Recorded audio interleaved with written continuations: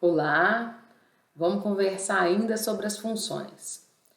As funções, elas podem ter alguns tipos de representações, né?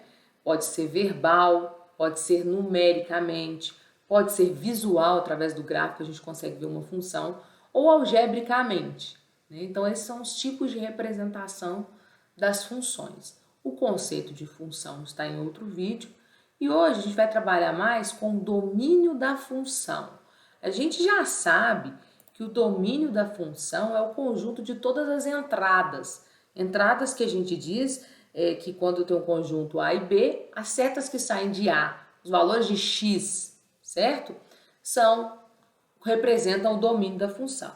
Então, naquele caso ali, por exemplo, se eu tenho f de x, que é igual a x ao quadrado, quais os valores que x pode assumir?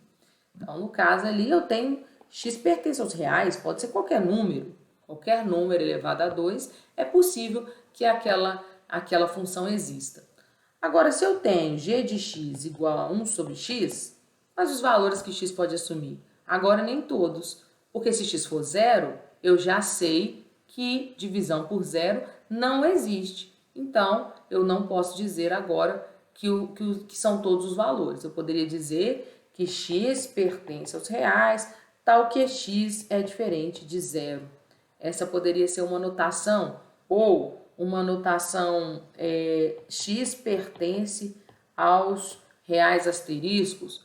Tipos de representações também para domínio são importantes, vamos ver aqui também. Muito bem, eu gostaria de calcular o domínio daquela função f de x igual a raiz de x mais 2. Eu já sei que não existe dentro do conjunto dos números reais raízes de índice pares de números negativos. Então quer dizer que x mais 2 tem que ser maior do que zero. Ela pode ser zero? Pode, porque existe raiz de zero. Não existe raiz de zero no denominador, mas ele não é denominador. Então eu vou dizer que x mais 2 tem que ser maior ou igual a zero.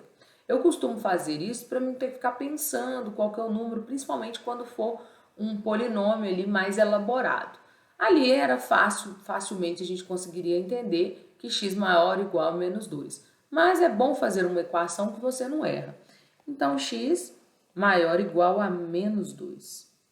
Então, o que quer dizer o domínio daquela função? Várias maneiras de representar. Você tem, pelo livro do estude, que é o livro de cálculo, x tal que x maior ou igual a menos 2. Essa é uma resposta para o domínio. Ou colchete menos 2 até o infinito, entre parênteses. Então, o que a gente diz dessa notação aqui? Essa notação diz que o colchete é quando eu tenho um extremo fechado, é o maior igual. Então, o maior igual é o extremo fechado, ou seja, o menos 2 entra. O parênteses não entra, ou seja, até seria o maior ou menor. Se fosse uma representação gráfica, eu teria o quê?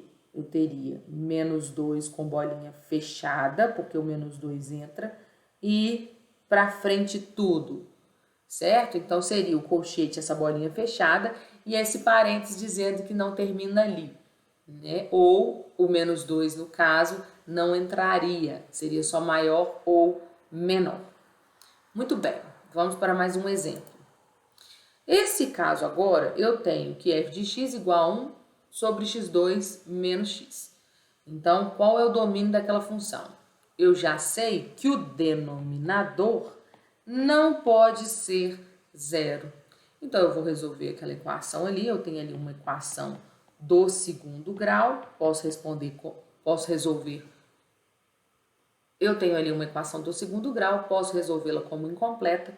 Então, eu tenho que x é diferente de zero e x é diferente de 1, certo? Então, como é que eu posso representar agora? Eu poderia representar graficamente tudo, mas com duas bolinhas aqui, ó, abertas, inclusive. Duas bolinhas abertas, que seria o 0 e o 1. Ou seja, são todos, mas o 0 e o 1, os únicos elementos que não entram naquele domínio. Essa é uma representação gráfica. Ou poderia dizer x, tal que x diferente de 0 e x diferente de 1. Essa seria uma outra representação. É isso, espero que vocês tenham aprendido. Muito obrigada e tchau, tchau.